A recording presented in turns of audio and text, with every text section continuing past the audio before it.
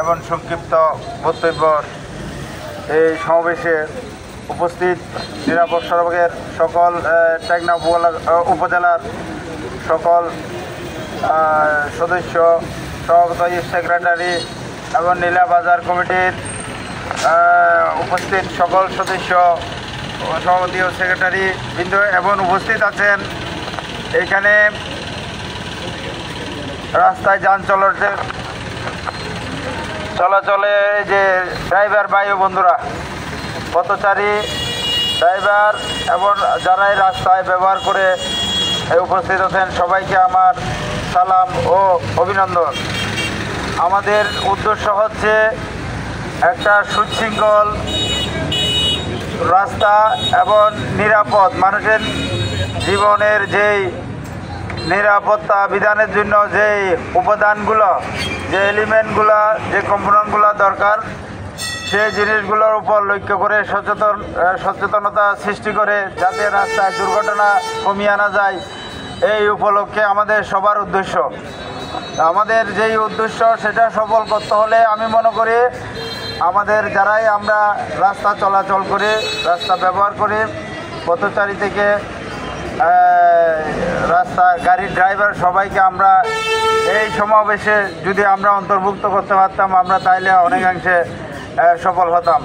আমি মনে করি আমাদের যারা এই যে নিরাপদ সড়ক সবার আয়োজন করেছে আমি সবাইকে ধন্যবাদ দিচ্ছি। বিশেষ করে সচেতনতার কোনো কিছুই বিকল্প নাই, আমাদের সবাইকে সচেতন হতে হবে এবং নিয়ম মানে রাস্তা ব্যবহার করতে হবে। যারা ড্রাইভার ভাইয়েরা আছেন আমি সবাইকে উদাত্ত আহ্বান জানাবো রাস্তার উপর যেন অসুস্থ প্রতিযোগিতা, বিশেষ করে ওভার স্পিডের কারণে গত এক সপ্তাহ ধরে আমাদের এই যে নয়াপাড়ার আশেপাশে 2-3টা দুর্ঘটনা ঘটছে। তো আমি সবাইকে উদাত্ত আহ্বান জানাবো সবাই আমরা নিয়ম মেনে চলবো। 40-এর নিচে এই যে রাস্তায় 40-এর নিচে গতিসীমা সেটা যেন মেনে চলি, কারণ 40-এর ভিতরে হলে আমরা কি করতে পারবো, গাড়িটা কন্ট্রোল করতে পারবো। এর উপরে গেলে কিন্তু কন্ট্রোল করা সহজ হবে না। সেই জন্য সরকার বিষয়গুলো চিন্তা করে একটা গতিসীমা নির্ধারণ করছে।